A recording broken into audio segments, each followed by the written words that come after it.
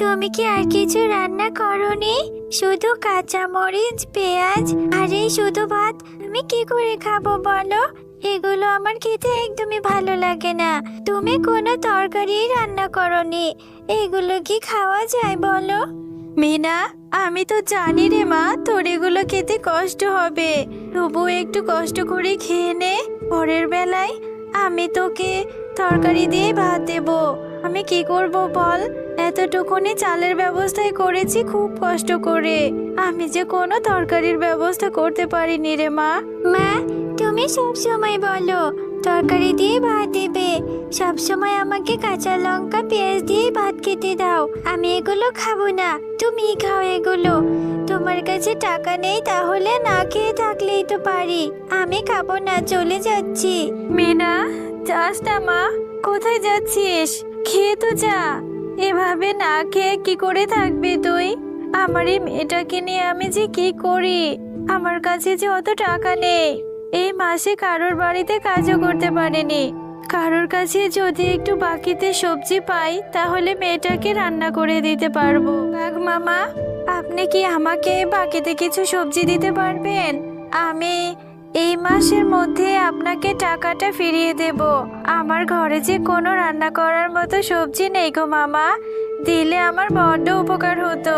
আরে শেফা, এভাবে বাকিতে আমি কোনো সবজি দিতে পারবো না। বাজারে শীতের প্রথম সবজি তুলেছি, এসব সবজির অনেক টাকা দাম। এগুলো টাকা দিলেই তোকে দিতে পারবো। আর বায়না ধরিস না তো, এত কথা না বলে বাড়িতে যা। বাঘ মামা, আপনি আমার সাথে এরকম আচরণ কেন করছেন? আমার স্বামী একসময় বেঁচে থাকতে আপনাদের কত উপকার করেছে। লাগবে না আমার সবজি, আমি টাকা দিয়ে সবজি কিনে খাবো আপনাদের থেকে। আজ আমি অসহায় বলে আপনারা আমাকে কত অবহেলা করছেন। চলে যাচ্ছি আমি। আরে যা যা, এসেছে বাকিতে সবজি নিতে, আবার বড় বড় কথা বলছে। না, তোকে কতক্ষণ ধরে খুঁজছি, তুই এখানে বসে আছিস কেন? তোর কি হয়েছে আমাকে বল। বান্টি, জানিস আমার মনটা ভীষণ খারাপ। মা না আমাকে রোজ রোজ কাঁচা লঙ্কা আর পেঁয়াজ দিয়ে ভাত খেতে দেয়। তুই বল, আমার যে প্রতিদিন কাঁচা লঙ্কা পেঁয়াজ দিয়ে ভাত খেতে ভালো লাগে না রে, তাই আমার মনটা ভীষণ খারাপ। ও এই ব্যাপার, আমার সাথে চল, আমরা দুইজন মাঠে যেয়ে খেলা করব। নতুন ফুটবল কিনেছি, খেললে দেখবে তোর মনটা ভালো হয়ে যাবে। এরপর মিনা বান্টির কথা মতো খেলার জন্য বান্টির সাথে তাদের বাড়ির সামনে চলে যায়। আর সেখানে গিয়ে তারা দুজন অনেক আনন্দ করতে থাকে।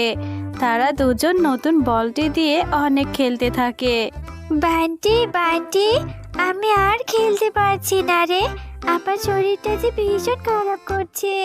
আমি তো সকালে না খেয়ে বাড়ি থেকে চলে এসেছি। আমার না অনেক খিদে পেয়েছে রে। তোর অনেক খিদে পেয়েছে? তুই একটু দাঁড়া, ঈদ থেকে তোর জন্য খাবার নিয়ে আসছি। কিছু খেলে দেখবি তোর আর খিদে লাগবে না। আমি যাব আর আসব, তুই কিন্তু আবার চলে যাস না। কিছুক্ষণ পর বান্টি তাদের বাড়ি থেকে মিনার জন্য বড় এক টুকরো কেক নিয়ে আসে। এই নে মিনা, এই কেকটুকু পেয়েছি, এটা খেয়ে নে, দেখবি অনেক ভালো লাগবে। এই কেকটা খেতে না খুব মজা। এরপর মিনা বান্টির থেকে কেকটি নিয়ে খেতে থাকে। আর এমন সময় বান্টির মা বাঘিনী সেখানে চলে আসে। আরে বান্টি, তুই এই মেয়েটাকে এত দামি কেকটা খেতে দিলি? আমার কাছে শুনেছিস একবারও? এই মিনা, তোর তো সাহস কম না? আমার ছেলেকে ভুলিয়ে ভালিয়ে আমার ছেলের খাবারগুলো খাচ্ছিস। কাকিমা, আমি তো বান্টির কাছে খেতে চাইনি, আমার যে খুবই খিদে পেয়েছিল। আমি সেই সকাল থেকে কিছু খাইনি, তাই বান্টি আমাকে ঘর থেকে ওর কিছু কেক খেতে দেয়। হ্যাঁ হ্যাঁ, বুঝেছি বুঝেছি, আর আমাকে মিথ্যে কথা বলে বোঝাতে হবে না। চল বান্টি, আমাদের জমিতে অনেক ফুলকপি হয়েছে, ফুলকপিগুলো তুলতে হবে। মিনা, তুইও আমার সাথে যেতে পারিস, আমার সাথে একটু কাজ করে দিবি, চল। ও কাকিমা, তোমাদের জমিতে ফুলকপি হয়েছে, আমি তোমাকে সাহায্য করব। চল বান্টি, তুই আর আমি মিলে কাকিমায়ের সাথে ফুলকপি তুলবো। এরপর মিনা বান্টির মায়ের সাথে তাদের ফুলকপির জমিতে চলে যায় আর তাদের সাথে ফুলকপি তুলতে থাকে। কাকিমা, আমি তোমার কাছে একটা ফুলকপি চাইবো, তুমি কি আমাকে একটা ফুলকপি দেবে? আমার না ফুলকপি খেতে অনেক ইচ্ছে করছে, আর আমাদের বাড়িতেও তো কোনো সবজি নেই বলে আমার মা কোনো তরকারি রান্না করতে পারেনি। দিবে কাকিমা? আরে মিনা, একে তো বান্টির থেকে কেক নিয়ে খেয়েছিস, আবার এখন ফুলকপি চাইছিস। ফুলকপির যে দাম, বছরের প্রথম ফুলকপি আমারই চাষ হয়েছে, এখন আবার ফ্রিতেই চাইছিস? না রে বাবা, ফুলকপি দিতে পারবো না। পাশে যে ফুলকপির আগাছাগুলো রয়েছে ওই পাতাগুলো বাড়িতে নিয়ে যা, তোর মাকে রান্না করে দিতে বলবি। একটা ফুলকপি দাও না গো কাকিমা। আর ওই ফুলকপির আগাছাগুলো কি রান্না করে খাওয়া যায়? ঠিক আছে, আমি ওগুলোই মার কাছে নিয়ে যাই, মাকে বলবো রান্না করে দিতে। এরপর মিনা সেই ফুলকপির আগাছাগুলো নিয়ে বাড়িতে চলে যায় আর বাড়িতে গিয়ে দেখে আর মা তার জন্য উঠোনে বসে অপেক্ষা করছে। মিনা, সেই কত জায়গায় তোকে খুঁজেছি, কোথায় গিয়েছিলে তুই? আমি তোর জন্য তরকারি রান্না করে অপেক্ষা করছি, আর তুই সেই সকালে না খেয়ে গিয়েছিস, এখন প্রায় বিকেল হয়ে গেল। কোথায় ছিলি? আর এসব কিনে এসেছিস তুই?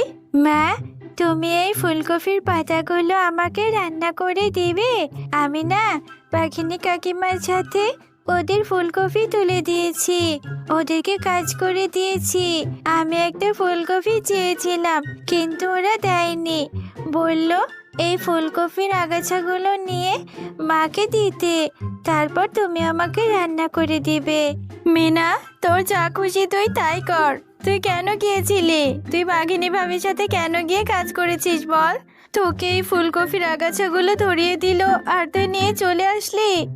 এমন দিনও আমাকে দেখতে হলো। তুই এক্ষুনি এই ফুলকপির আগাছাগুলো ফেলে দে, ঘরে রান্না করে রেখেছি, যা গিয়ে খেয়ে নে। এই কথা বলে মিনার মা মনটা খারাপ করে সেখান থেকে চলে যায়। আমি তো ভালোর জন্যই এই ফুলকপির পাতাগুলো এনেছিলাম, মা তাহলে আমার সাথে রাগ করলো কেন?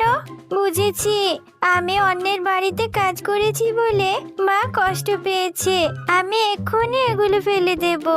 এরপর মিনা সেই ফুলকপির পাতাগুলো নিয়ে তাদের ঘরের পাশে পুকুরে ফেলে দেয়। ফুলকপির পাতাগুলো ফেলে দিয়েছি, এখন আর মা আমার সাথে রাগ করে থাকবে না। আমি যাই, গিয়ে আমার মাকে ডেকে নিয়ে আসি। ও মা, কোথায় গেলি তুমি? তাড়াতাড়ি এদিকে এসো না, দেখো দেখো আমাদের ওজনের পুকুরে কত ফুলকপি হয়েছে।